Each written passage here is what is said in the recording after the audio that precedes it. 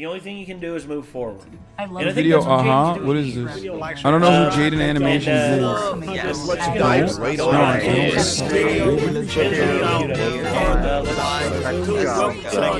Okay, before I even say anything, let's lay out some ground rules. This is probably gonna be the most open I'll ever get about my personal life. I know I've shared tidbits of myself and life through little stories, but when it comes to personal stuff, I'm very private, especially within the past few years. I'm gonna be talking in very general, surface level terms because specific personal details are for me to know, and in the nicest way possible, none of your business. Basically, this is something I want to talk about, share, and bring a spotlight to, but at the same time, you get the Cliff Notes version. So no trying to assume or guess anything beyond what I'm sharing within this video. At the end of the day, we're all just strangers refusing to listen to the stranger danger rule. Alright, formalities aside, let's get into it. I've come to realize that I'm ARO-ACE, which stands for Aromantic Asexual. And I know what you're thinking. That's not gay. What the hell is that? And you know what? That is completely fair, because I didn't know what that was either. Aromantic and asexual are two different things, and I'm gonna break them down to you separately, starting with aromantic, because no one really knows what that one is. And also, it's my personal favorite. Someone who's aromantic is defined as a person who feels very little to no romantic attraction to anyone at all. So like, they might not develop crushes on people, or feel the need to be in a romantic relationship with anyone.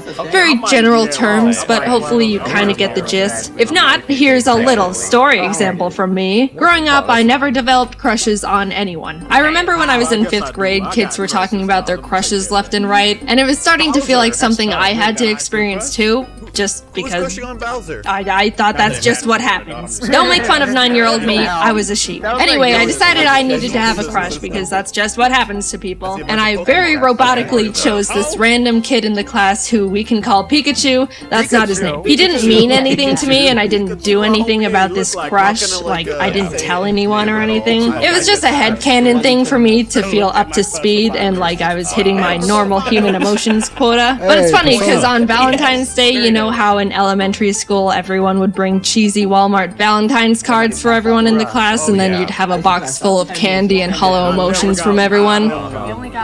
Well, my school did that. When I went through my box, I pulled out Pikachu's Valentine and thought to myself, someone who has a crush on someone would keep this.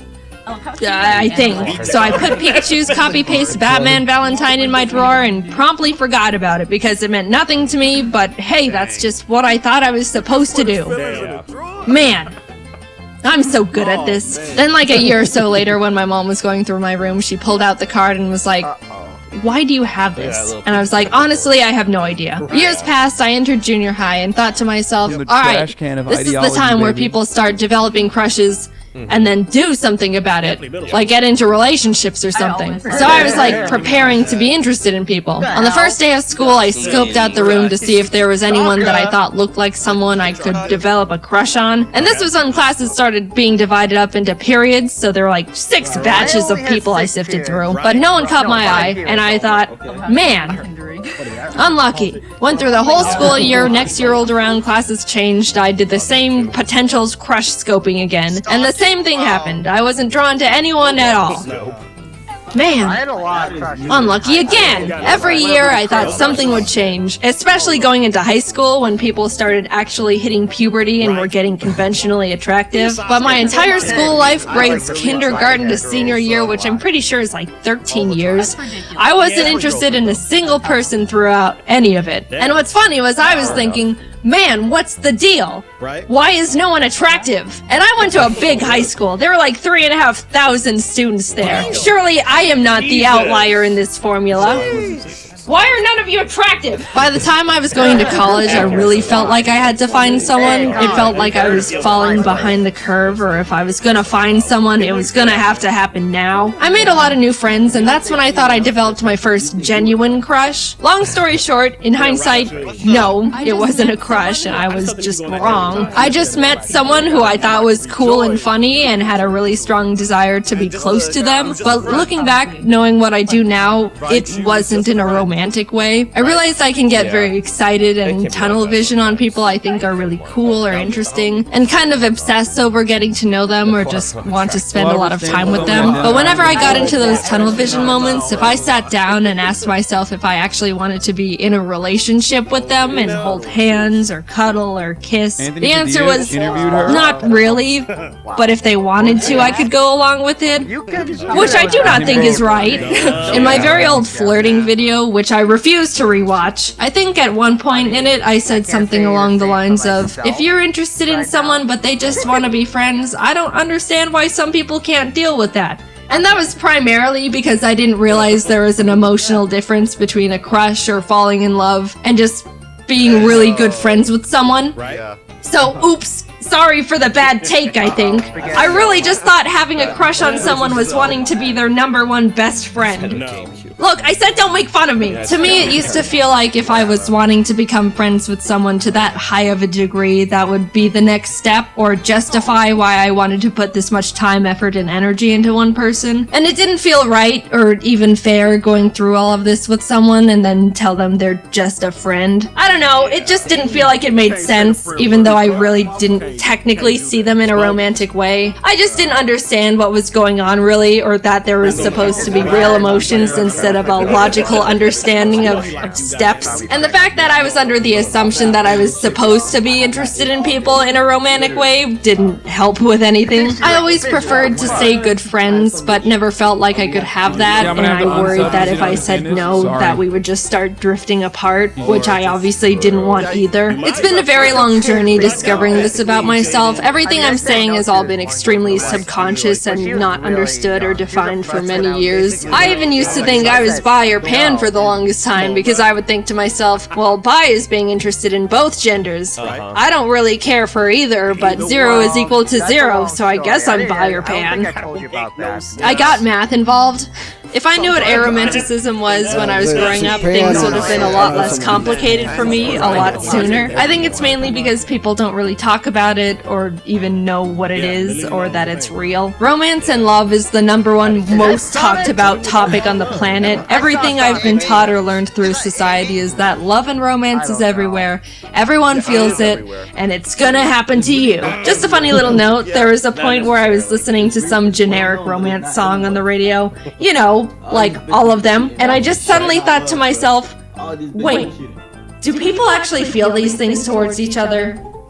Like all these mushy lyrics are real emotions? They're not joking? And that's when I started feeling like something was different. I approached romance under the blanket term thought of, sure, why not?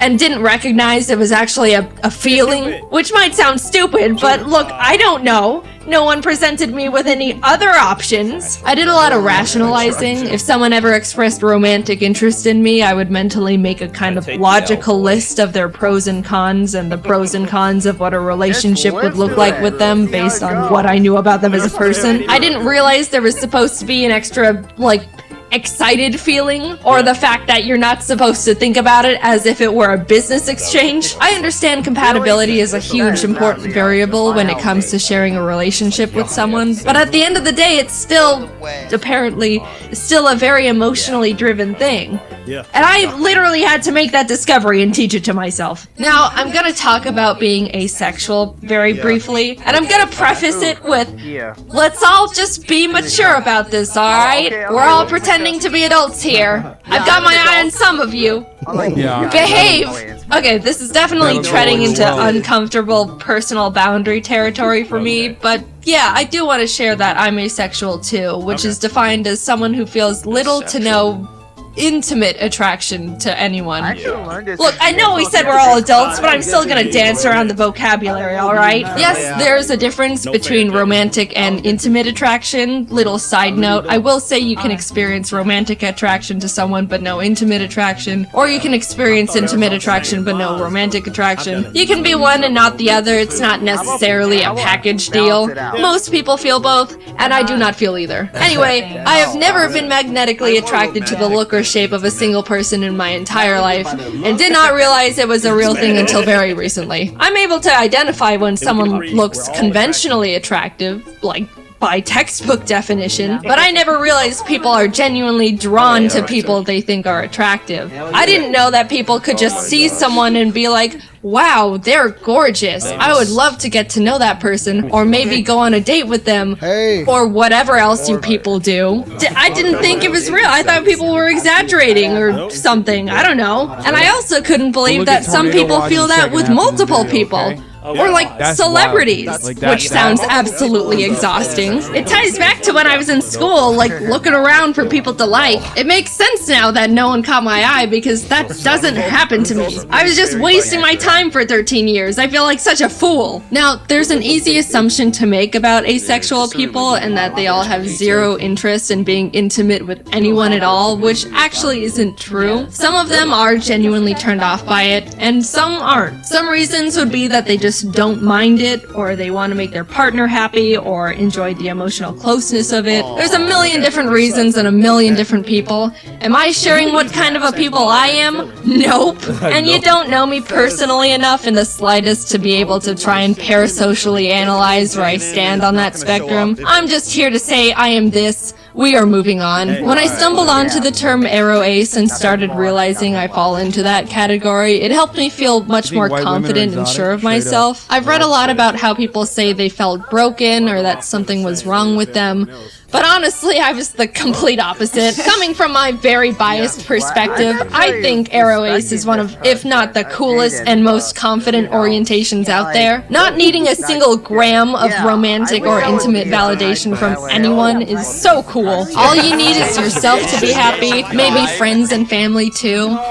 And birds. The more I came to terms with the fact I'm aro ace, the more empowered and capable I felt.